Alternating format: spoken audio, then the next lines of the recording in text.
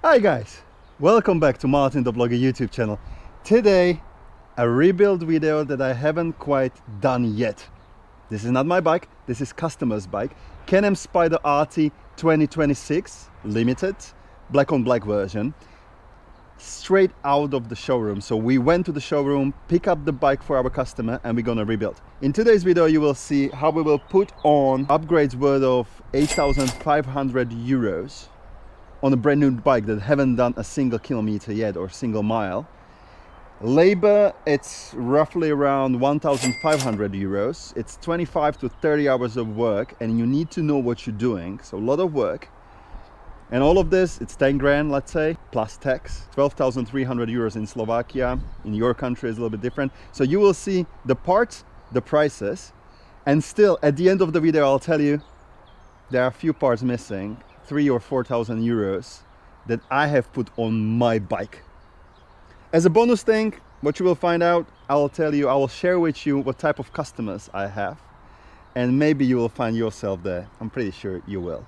So guys, enough of this bullshit. Super a lot of work. So let's get started.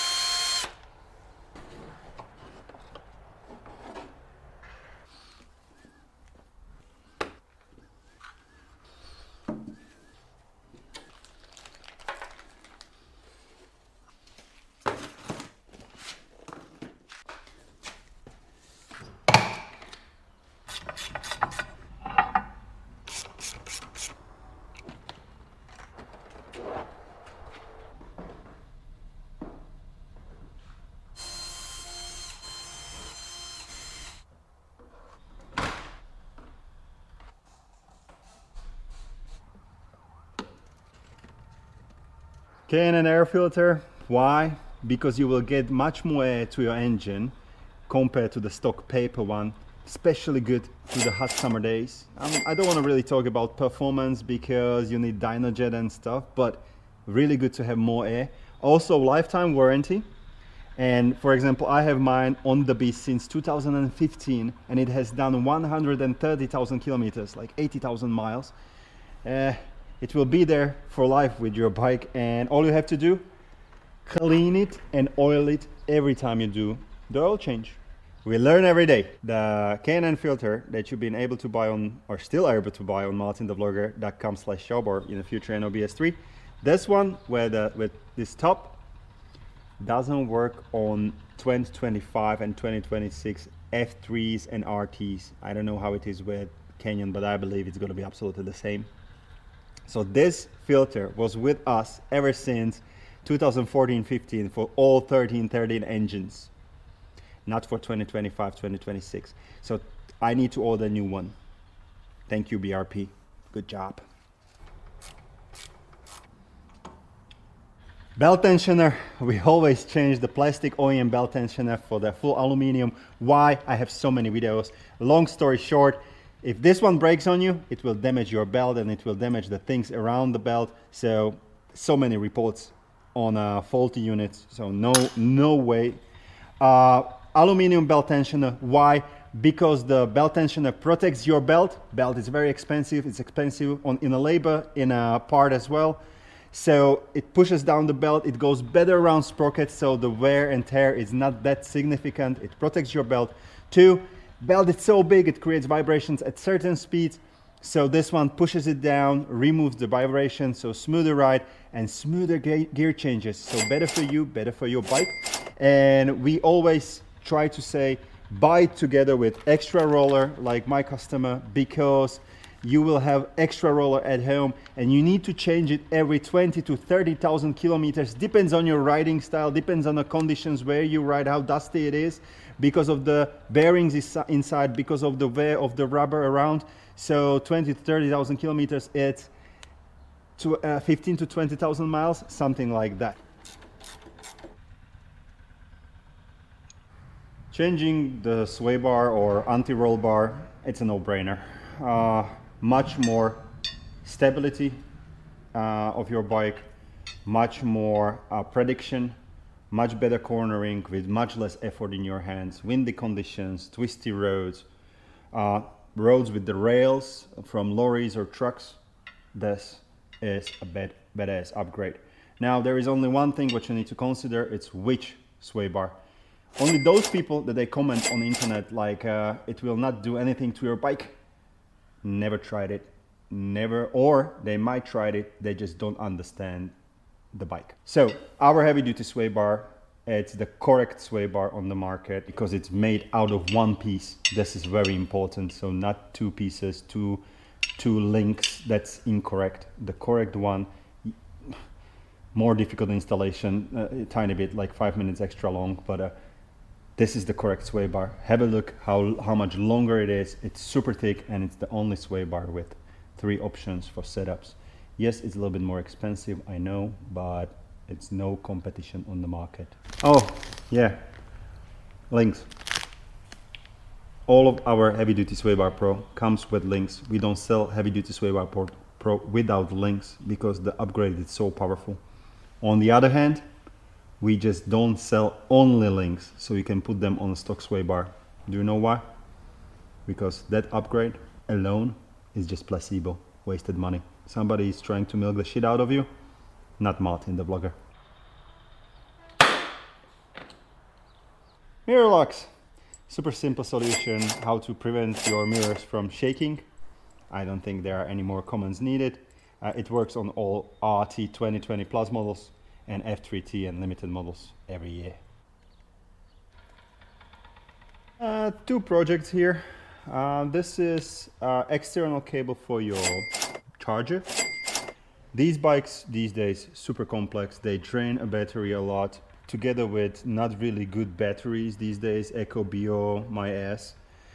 So external cable, we use Optimate 3 with external charging cable. Why we do it this way? Because this cable is directly connected on your battery, and if you know RT, there is a hole where you can have this plug and you don't have to remove 2 bolts, which can be super annoying. 2 bolts to get to the battery and connect it with these clips. So always you just plug it in here. That's very useful.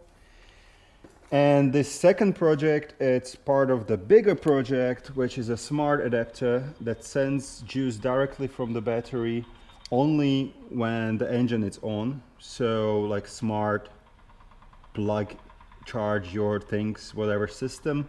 And we will use it. Let me show you. I'm not selling it on the shop. This is what we do only for like customers as my recommendation. We have complete setup for quad lock. I'm a quad lock dude. I like quad lock. Wireless charger, smart adapter, basically anti-vibration damper. But the whole kit, it's 308 euros, which is something around $360. Ouch. We don't sell it. We just help this customer. We have ordered it. My advice, if you can wait for Black Friday or whatever deal they have. I had it on a Black Friday for almost like half or maybe 2/3 of the price, which was a big save for me.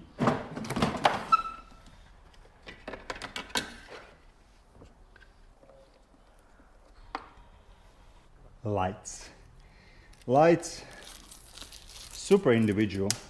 Which lights, how many? Do you like lights? You don't? You would like to be visible? Are you doing it because of that, or you would like to have some more safety? Million reasons. But at least come with me, because I know until I will finish this, I will forget to show you the final result. So I'll show you what we are putting on this bike, and we will focus only on front. So you will see the prices and the options that we will run. tour and rental bike, all the time fully loaded. So we'll get there, because on these floorboard lights we will do something special, so I will get there. But what we can talk right now, we can talk lights from front. So what we will do front, under the front hood, so the front light, OX, super visible. These ones with turn light functionality, so it's called rocket bright light with a turn light functionality, I think, something like that. And we will also do the Slayer light, turn light, daylight on front fender, so you can see all the lights. And again, it's up to you how many you will put. It's super individual, but we will do more lights. But these lights are related to the front of the bike. Yeah, sometimes we do the kick-up, but not in this case, because that's gonna be, I think that's gonna be plenty, right?